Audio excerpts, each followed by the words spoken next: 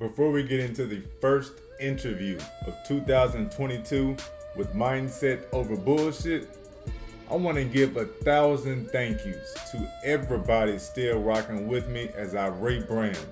It's been a struggle getting things right on LinkedIn, aligning things on Facebook. I hired people to do the Pinterest. It has been a real struggle, a lot more work than I thought it was going to be. But damn, I'm enjoying this, dog. So today, I'm bringing you the first guest interview under Mindset Over Bullshit. Let's go. So swinging and banking on the ones and twos. Allow me to reintroduce myself to you. I got the homeboy Shawney here with me, SupaWavvy, and he is one of my students from my class way back around 2005, 2006.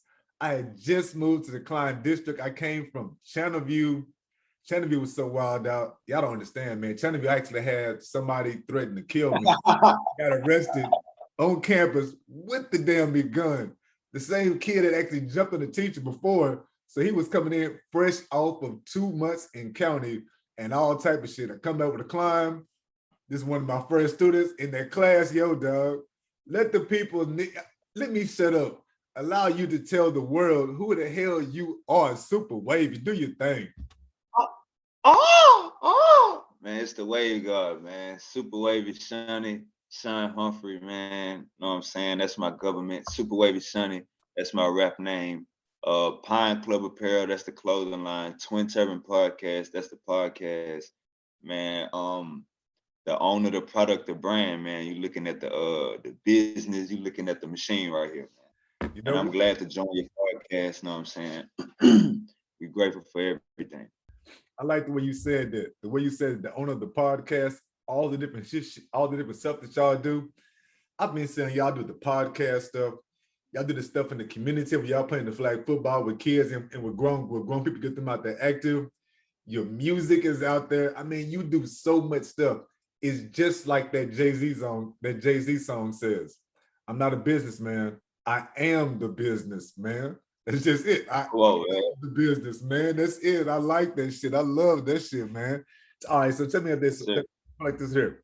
First question. What did you do after high school?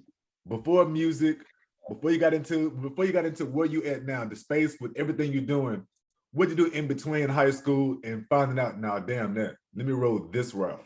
Man, to be honest with you, coming out of high school, I had no aspirations of going to college. Like maybe when I was in middle school, I wanted to go to college, or ninth grade, I wanted to go to college. But coming out of high school, I didn't want to go to college, so I knew it was gonna be work to the booty squirt. You know what I'm saying? I knew I was gonna have to get a job, get out of mama's house, and hold it down. You know what I'm saying?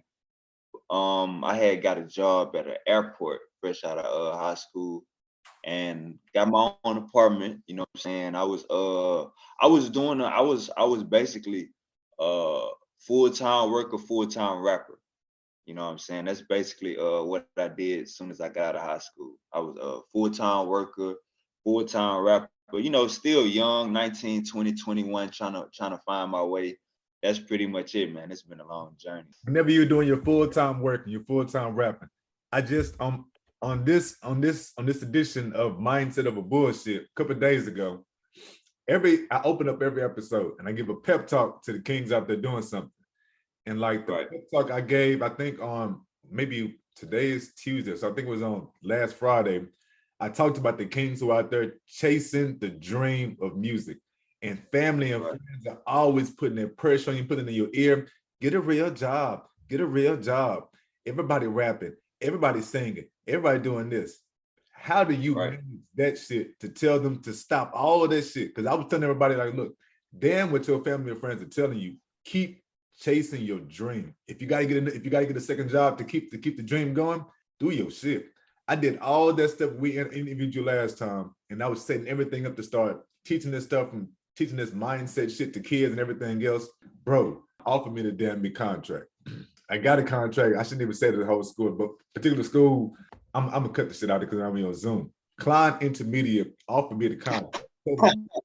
Come in, 30-minute Zoom classes, ISS only, and you're gonna teach the kids how to do this mindfulness stuff. You're gonna teach them yoga, meditation, blah, blah, blah. Set it all up. I'm like, hell, y'all was crunk on it. And Right. this shit to me, dog. And I ain't gonna lie to you, man. I thought about this shit for a little while and I ain't telling their ass no. No, I don't want to do this shit. Because in the end, as much as I love teaching kids and I want to teach this shit to kids, like, yo, dog, I already know. Kids don't want to do, students don't want to do, like, students don't want to do shit with this. Don't know students want to hear about meditation and yoga and blah, blah, blah. Like, kids want to do, they want to do real nice, like, they want to do shit for kids. So me coming in front of them, trying to tell them, now when you get home, start your yoga, start your gratitude journal. That's not the message, that's not the audience for this shit. Like, I got to be real. I have to go into them, man. No. And instead, I'm talking directly to people that fuck with me. I'm not fucking with sick people, just disabled people. Yo, this whole shit, mindset of a bullshit, is my shit. Who I fuck with, who I'm vibing with, who I'm rocking with. Every day I'm playing different screw songs and shit like that. So yeah, everything you're doing, that's where I'm finally at now. And I'm 43 and finally hit that damn me spot. So where you at, when you like, yo, I am the business, everything I do, keep that shit going. Don't let that shit go, man. Don't let that shit go ever. Hold on. Oh, definitely. Hey, Mr. Avant, one thing I took from what you just said is you have to be real with yourself. You know what I'm saying? That's one thing people don't like to do. Yeah. All the way. You got to keep it real. You got to keep it real to your damn yourself, man.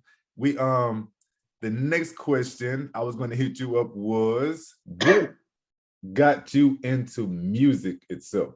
Everybody thinks that they can do something, think they can drop a verse and shit like that. What got you into music? Man, I'm from Beaumont, man. So I remember telling you this story about a couple months ago. It's them long rides coming to Houston. Them long rides, traveling to see the family, going back and forth from my dad to my mom, know what I'm saying, custody rights and all of that type of stuff. Them long rides, listening to 97.9 The Box, know what I'm saying? Them long rides, knowing the music word for word. My mama, I remember when I was in your class, my mama, she had, I want to say a couple years before this, my mama had bought the Big Mo album. She bought a Big Mo album. And this when Big Mo was sitting in the he was sitting in that chair. Purple World. Saying, something like that. Look, say it again. I think it was called Purple World, Purple Stuff, something like that. Right. I think it's called Purple World. Yeah, man, I fell in love with that. I think when I was in your class, I want to say 7th grade, Pimp C had died and my mama had went to Pimp C funeral. I tried to skip school that day to go to Pimp C funeral. Know what I'm saying? Like, that was something I wanted to do. My mom actually went, know what I'm saying? So I gotta say my mom a huge influencer, know what I'm saying? Like, you know, when you with your kids, you got your whole way of parenting them, opening them up to certain stuff, and then you could close them off to certain stuff. Some parents we ain't listening to no curse music, we only go listen to gospel, know what I'm saying? My mama was a little more flexible, know what I'm saying? Like, she liked to listen to her Mary J. Blige and Avant and rap music too, and all of that together, you know what I'm saying? That's what made me want to do my own thing. Like, I wanted to be on the radio. I wanted to be on BET. I was 7 years old, you know what I'm saying, dressing up like I'm about to go on 106 and Park. And for me growing up, like you ask anybody around me, that was me growing up. That's what's up. Okay, on those long rides, were y'all jamming chopped and screwed shit too? Was your mama? Not really. that more so came but when I hung around the dudes in my family, like my big cousins and my uncles and stuff, that more so came around that. She was more so on the like the radio version of everything. Yeah, I remember my first screw song, but I remember we had went to a homeboy's house and he had just came from Houston. He was one of the type of cats that, you know, growing up, if you're not from Houston, if you're from somewhere, anywhere else in Texas, growing up, everybody around you, your family would tell you, homeboys and everything, shit, nigga, I'm from the hood in Houston, dog. You know what I'm saying? 5th Ward, 3rd Ward, blah, blah, acres home, baby. Everybody talk that shit. And you'd be like, you ain't from nowhere. You ain't from nowhere. I got a homeboy that always did that. And he came back with that gray screw tape, and he put that mug in, and and we were all went for playing football to, yo, man, what the hell is that shit? Turn this shit up though. What the hell are they saying? Why is it so? Man, I ain't quit.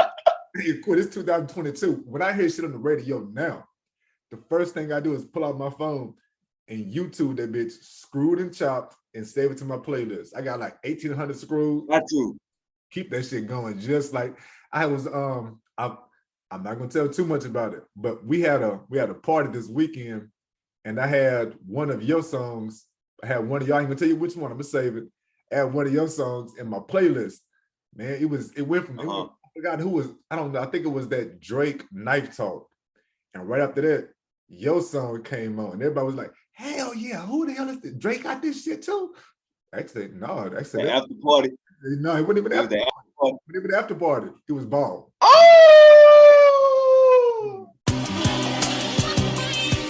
Where my light at? Where my light at?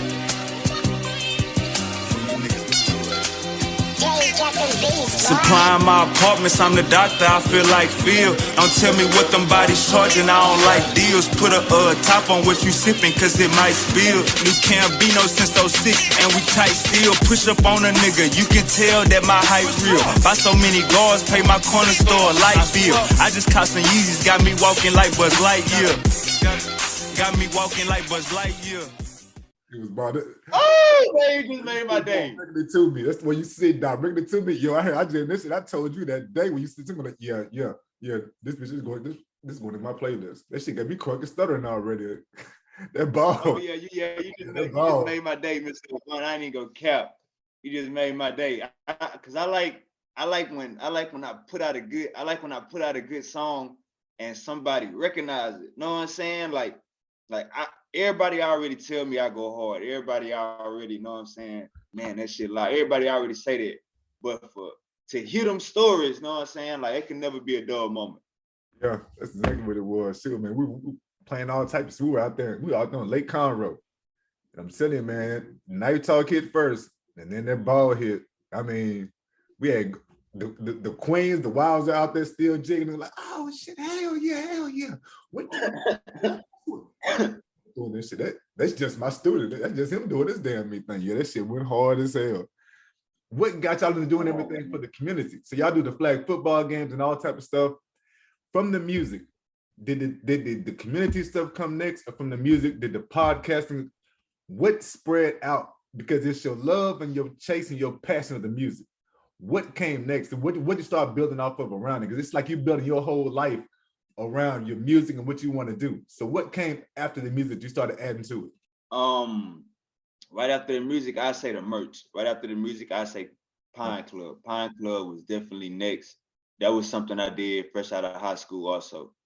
I think I got my first 100 shirts printed when I was like 19 years old. So I was like fresh out of high school. That was something I definitely wanted to do fresh out of high school.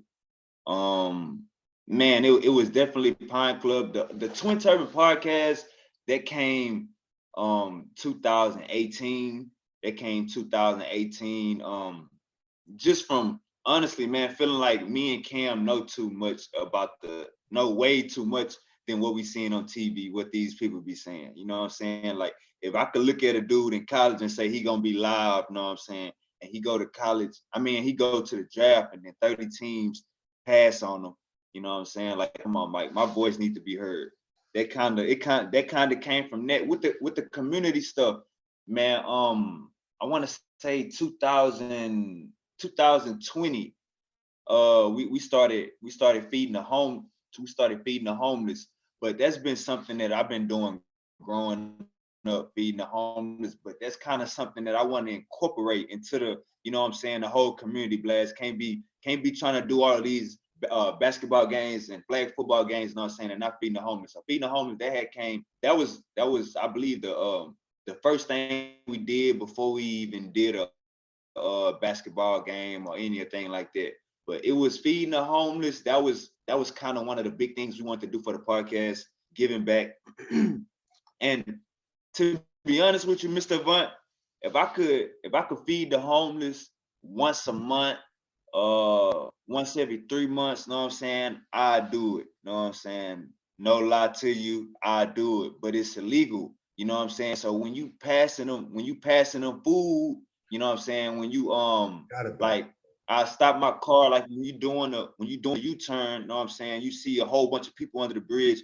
I try to stop my car real quick and give them a whole bunch of stuff, but I know I got a time limit. You know what I'm saying? Because that's something that you could get a ticket for. I ain't got my license, so that's something that I can go to jail for. You know what I'm saying? And so that be the situation with that. You know what I'm saying? We definitely gonna bring that back this year because of the COVID. It kind of stopped that too. But mainly the first time when we tried to go feed the homeless, you know what I'm saying, downtown, it was good giving back, but at the same time, you know what I'm saying? Like I had to watch my back. You know what I'm saying? I had to watch my back for everything. So I guess this year we will have to, you know what I'm saying, have it way more organized, you know what I'm saying? I guess post up at a spot. Because when we had posted up at a spot in 2020, like the laws made us like move around, and then it was kind of, man, it was a whole bunch. HPD was out there still, you know what I'm saying? Like I said, I'd be driving dirty, so no, I'm not gonna play, I'm not gonna sit, I'm gonna go and get out their way. But yeah, man, so feeding the homeless back to the community, you know what I'm saying? That's something big. That's something I got from, you know what I'm saying, my mama. She definitely had us feeding the homeless. You know what I'm saying? We just trying to incorporate more stuff into the community, you know what I'm saying? Like, man, I'm about to start doing these little league football camps, you know what I'm saying? In some of these little league football camps, it's too many kids, you know what I'm saying, out here, you know what I'm saying? I have no problem with listening to gangster music. Every kid favorite rapper is NBA Youngboy, you know what I'm saying? I have no problem with that. But you know what I'm saying? We gotta understand that being gangster is a mindset. You know what I'm saying? You turn that gangster off, you know what I'm saying? When it's time to get some money, you turn that gang. When you get in front of them white folks, the hardest gangsters is not talking gangster. You know what I'm saying? So the football camps this summer with the little league kids, you know what I'm saying? They gotta have they need to learn, you know what I'm saying, that being gangster is not 100% 24/7 job. You're gonna take losses, you know what I'm saying, just like you're gonna win. The worst person to be is the person that try to win all the time. Come on, man. I see that. On the hands, dog. Lesson, man, don't take no more losses. You learn a lesson, you win. Like that's what to now. Lessons and wins. That's it. Right. Right. And a lot of time, you know what I'm saying, you gotta take the lesson out of, you know what I'm saying? Everything got a lesson in it. Everything got a lesson in it. You know what I'm saying? So yeah, basically, you know what I'm saying, giving back, you know what I'm saying? Mr. Avant, to be honest with you, like, I don't know. I ain't gonna say it's just me, but the generation that I'm in and going down, you know what I'm saying? The younger, I'm 20, I just turned 28. But everything going down, like younger than me, we don't like listening to somebody that's older than us. As far as like we don't like getting told what to do. We don't, especially if you ain't putting no money in our pocket. If you ain't putting no money in our pocket, you not about to talk to us crazy. If you ain't putting no money in our pocket or what you saying not beneficial, 9 times out of 10, we're not gonna catch it. You know what I'm saying? So if anything, I'm like in between. I'm in between the 20-year-olds and the 40-year-olds. I'm in between the 20-year-olds and the 30, the 37, 38-year-olds. So you know what I'm saying? I wanna kind of, you know what I'm saying, like show people, you know what I'm saying, that it's more, it ain't no damn afterlife. You know what I'm saying? Like your people that didn't die, your homies that didn't die, you're not gonna never see them niggas again. So you gotta cherish the people that's in your face. You know what I'm saying? Like we gotta big ourselves up, man. And Houston is number one for fucking murders and excuse my language, but man, we leading the country in murders. You know what I'm saying? So it's a whole bunch of stuff that we gotta be doing that don't involve a gun. Say it one more time, Stefan. I call this motherfucker mindset over bullshit just because of what you said. Because from now on, for the rest of my days, like I told you, I told that school no. For the rest of my life, I don't never have to code switch no more. If I want to say motherfucker, I'm just gonna say motherfucker. Like that's just it. Like it's no more shit to it. So you ain't got to apologize. You ain't got to worry about watching your mouth here. None of that shit. Like this is This motherfucker is for kings. It's about my life, how the fuck I keep going. This is about mindset of a bullshit. No, Right. dog. We no longer have to go to this bitch and code switch and nothing like that no more, man. Like this is. Right. That's it. That shit is over with. I'm letting all that Right. shit. This shit is over with. Like this is real life now. Yeah, top shelf, grade A. Bodies buying half zips cause it's payday. Shawn, tell your little brother stop spinning, he ain't K-Slate. Turn on one no jack shots and cool on the J-Pay. Shot him 100 still though. They on defense in the field, so I'ma let my skills show. Master P the game, they like where your eyes real low. Noticing everything. Gold medal chains, Urbandale, first place. Popular shouty, she keep yelling my first name. How you brought marijuana to a first date? Nigga, I was gonna be rapping back in third grade. Check this out. Whenever it comes to your music, whenever it comes to your merchandise, that was the first piece. You don't do any of that drop shipping type stuff. You actually get your stuff and then you go out there and you sell it yourself to the people. Right. Peace. Nine times, yeah. And that's man, it's crazy. I was just like, to be honest with you, Mr. Avant, that's one thing I need to master. You know what I'm saying? Like I like the getting it how you live, living off the land, selling out the trunk. Like I love that. E-commerce is something I need to master. So give me about 3 months and I'm a master e-commerce.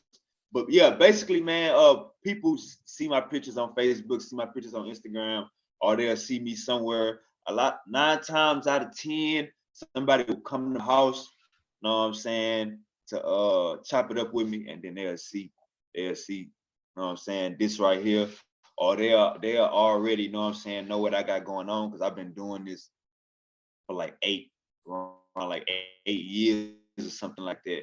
So yeah, it'll mostly be me representing having it on. You know what I'm saying? Having it on. And if you go to all my YouTube videos, like I'm literally in Pine Club. So I'm like a self-representation, you know what I'm saying, 24/7 wherever I go. I went to California for the first time. I was wearing only Pine Club. Nice. I was wearing only Pine Club. So it'd be more so the self-representation and Instagram and then friend support. Shout out to the friends. I got a lot of friends, know what I'm saying? Shout out Jesse Valdez. He was in my class with you. Jesse Valdez was in my class when I remember Jesse. I remember Jesse, man. I put Jesse on damn near Big Crit. It was some football game y'all had. And I put Jesse on Big Crit, hometown hero, Jesse and Jimmy. And y'all won that game. And they came back, yo, we had the whole football team rocking Big Crit, Mr. A before the game. Come on, man. Yeah, I remember Jesse. Hell yeah, I remember that shit. Some good ass time. But yeah, shout out Jesse, man. Jesse, a real Pine Club supporter. Like Jesse gonna pull up for a photo shoot. Jesse, whatever I need done. Jesse stay by Preview, Hempstead, and he's still gonna pull up 1960 45 whenever. You know what I'm saying? But yeah, it basically be a lot of it basically be a lot of me knowing a lot of people, and then it be a lot of people seeing it, and then you know what I'm saying, man, I like that. You know what I'm saying? Everybody smoke already, you know what I'm saying? People be trying to vape. People be trying to vape, you know what I'm saying, and trying to hide their urge, but man, everybody smoke. Everybody smoke. Man, we my wife is big into that CBD shit, which is cool. Like I got a homeboy, the CBD shit is real cool. Like I can find, like she's been fucking with that CBD for a while. She keeps trying to tell me to get on CBD to help me out with like some of my medical shit, like all my shaking and shit like that. And I just found out in 2022 that it does help stop the shaking. I've just been the type, just let me hit my cannabis. As long as I'm high as hell, the pain, the shaking, none of that shit really even matters. I going out, not even because I'm high. Like I can do any damn thing as long as I'm high. So I learned the damn thing. But man, when it comes to that cannabis, I don't like the oils, none of that type of shit. I don't like the mouth strips. I don't like the man, even my shit. The Snoop thing is that damn me dry herb vape pen. So I get my straight up herb, grind this bitch up, and slide it right in here, straight herb, just like that. And then that's that GP. Okay. No oils. I'm not trying to hide my shit. None of that. I got a hookup who actually has the cannabis that doesn't have any smell to it. Like, you should try this shit out. Tried it out. It was cool. But yo, man, there's something healing about knowing that the cannabis smell is in the air. If I'm just smoking this shit and I know it ain't cannabis, it just don't hit right. It just don't hit like I smell this shit too. Right. Yeah, man, I'm all the way 100 on that one. I'm all the way 100 on that one.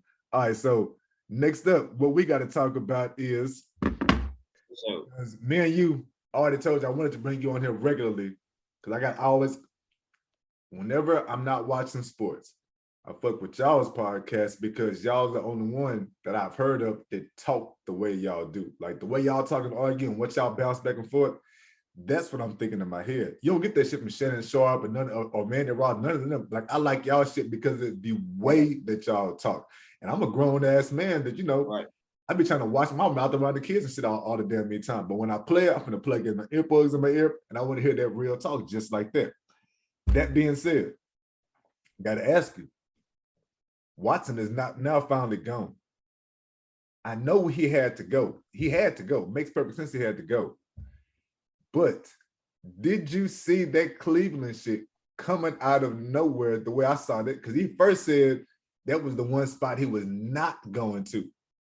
What are your thoughts on that one? Yeah, I was surprised. I was surprised as anybody. I definitely didn't see that. The report, it's crazy because I think that report came out Friday around like 4 or 5, but all the morning Friday podcast, they were saying he turned down Cleveland saying they out of the race. Yep. You know what I'm saying? They got to reconcile with Baker.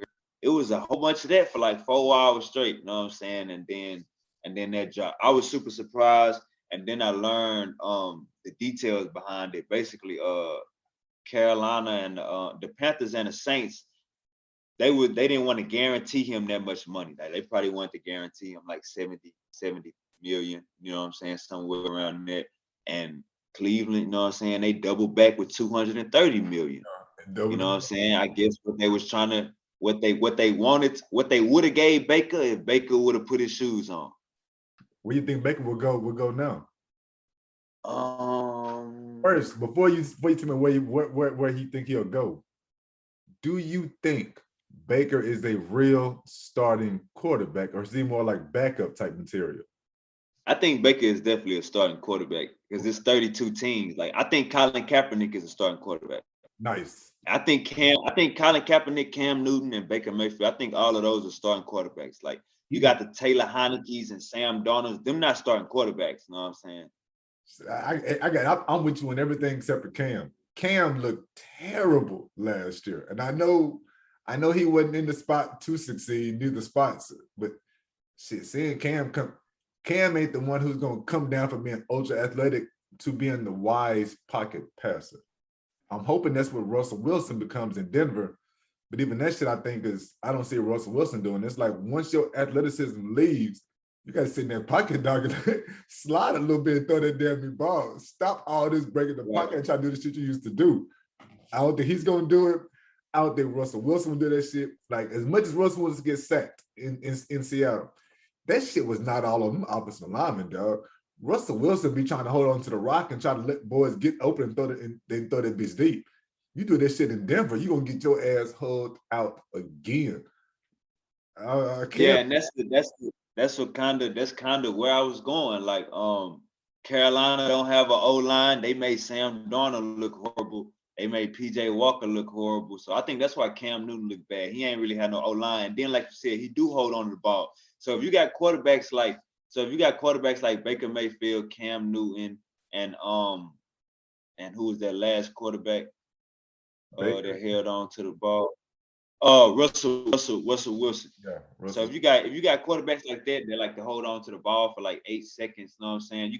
They gotta have good O-lines. If they don't have good O-lines, and they gonna get smacked around. And Russ, Denver ain't got no good O-line, so hopefully they do something in the D Horn on the mound, I work in third base. Like you was gonna stay solid when the worst came. Nigga, we watching football on church days. Nigga, we watching. Yeah. And I know we gon' ball till we fall. I know we gon' ball till we fall. I know we gon' ball till we fall. I know we gon' ball till we fall. Cause I can see the snake still. And I can see the hate still. Last football question. When it comes down to Tom Brady, were you shocked that he came back? Draft or free agency, but yeah, Russell, starting quarterback is because you say how I feel about that. Yeah, I said for the last football question, were you shocked that Tom Brady came back so quick? Were you even shocked that he came back at all? Man, to be honest with you, I was shocked that he retired. So it was kind of like, I think everybody was more shocked that he retired than shocked that he came back. The fact that he came back, it was like, duh, that's what you were supposed to do. You know what I'm saying? I think we was more shocked that he retired because you ain't supposed to go out and lose. You know what? I haven't heard anybody say that. I've heard everybody talking about how shocked they were that he came back so fast. I've heard people talking about how shocked they were that he came back. Like, to me, I didn't think he would do the Brett Favre shit where you walk away and come back. I thought once he walked away, having a superstar model wife that was making the money that Giselle makes, I thought they would be like, all right, yeah, he gonna sit his ass down. But real talk, I know my kids listen to my podcast. So kids, I love y'all. But shit, being retired at the crib with your kids every day, all the damn me time, yo, man, this shit ain't for everybody, dog. This shit is not for everybody. I would have Tom Brady got to I was telling my partners, man, it's only so many positions that you could hit your wife in until you get tired and you be like, all right, man, I gotta go do something else, man. God, so there's so many times, Daddy, throw me the football too, and you, all right. And then you get frustrated because all you want the kid to do is just run an out route, and the kid fucking it up. Like, your kid, you take 7 steps and run an out route. Come on, I mean, they don't want to knock your kid down with the ball. Like, come on, I'm Tom Brady. You can't run a 7-yard out. But I'm a girl. Like, I can see Tom Brady. He used to go on grunt. Yeah, man. Let's shut the little wild down. Like, jokes ain't hitting as hard. And he figured, you know what? Let me go get about it before it's too late. Because I can see myself now, whenever it get August, if I tell Giselle, she gonna be real pissed off. Let me go and tell her right now, like, my bad, do-over. It's time for a do-over. I'm going back. I wouldn't. And then the crazy, the reason why it all makes sense though, honestly, is because free agency. You know what I'm saying? The Bucs had a lot of question marks. You know what I'm saying? So with Tom Brady retiring, that kind of puts them in a little rebuild. You know what I'm saying? It kind of puts them in a not top 5 team no more. You know what I'm saying? With Tom Brady going. And then you had a lot of expiring contracts. So I think Tom Brady knew that. He knew that, you know what I'm saying? He knew that it was a deadline. He couldn't come back in August. He couldn't come back, you know what I'm saying, in the summertime. Yep. It would have been too much money then dealt away. It would have been too much decisions that he ain't have his hand on. Now he got his hand on all the decisions that the Bucs is doing. Yep. I like that point. And on top of that, I know he had to look around and think to himself, the only real threat to us are the Rams and the Packers. The Packers just lost that damn receiver, and that was the only receiver that Aaron Rodgers wanted to throw to. He don't want to throw to nobody else. And then nobody else. Yeah, and we know the Rams are gonna come back, but they're gonna have some. They got some holes. Odell is now gone from them. They still don't have a running game. The defense is gonna fall off a little bit. Von Miller's already gone. I know Tom Brady had to think, no, man, I can still win. I can still win this year. Damn that, I can still win this year. Right. Maybe not 2 years from now, but shit, like this year, man, fuck that. And then I bet he had to think too. And in the AFC, the goddamn me Bengals are going to the championships. Fuck that. No, oh no, I ain't going out whenever. I got to worry about 2 teams on my side, and the Bengals, nah, damn that. Patrick Mahomes is all in his head now. Damn that. I know he's thinking this. I know he's thinking that, man. He had to be. Right. I got a question for you. Man. Yeah. What are your emotions what are your emotions watching LeBron or seeing the highlights, hearing the news? Man, they think they lost the last 23. They think they lost the last 23 or 29 games. 23 of 29 games was losses. And LeBron is leading the league in scoring. So I got it, man. How is it? For me, it's bittersweet. For me, it's bittersweet. How do you feel watching this? The Lakers and LeBron. I have a different outlook than most people because I'm a third generation Laker. My grandmama and them were rocking with Jerry West and them.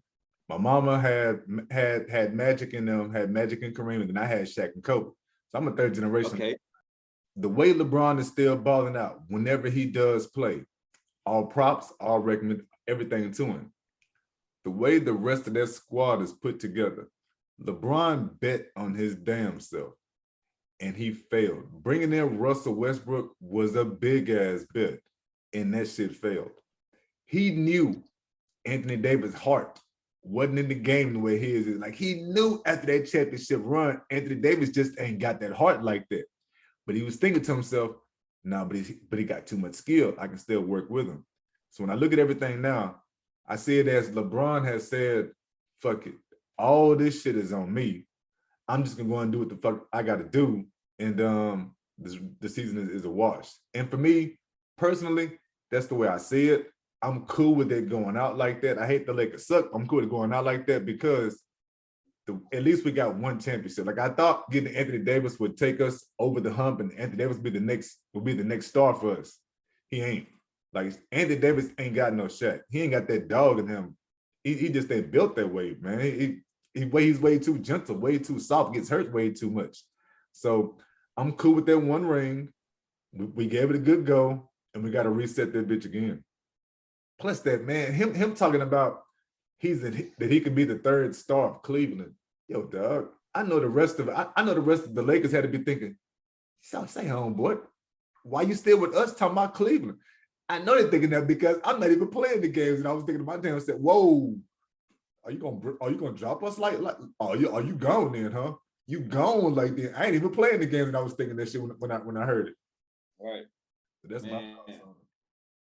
I have primary progressive multiple sclerosis, so I fuck with pain all day. It's in my legs, I got nerve pain, the fire, the crushing damage. I struggle sleeping because of spasms so much. Cannabis cannot fix everything, but the CBD products at vibeshtx.com give real pain relief. My favorite is that Cloud 9 syrup because it relaxes my anxiety, but I don't feel high, so I can still hang around the kids, play and giggle and laugh with them. They have a CBD MD freeze that is the ultimate Tylenol. Listen, the experts Peter and Isaiah at vibeshtx.com will even deliver to you in the Houston area. Check out vibeshtx.com. That's Vibes with a Z. VIBEZHTX.com for your CBD needs and your CBD questions.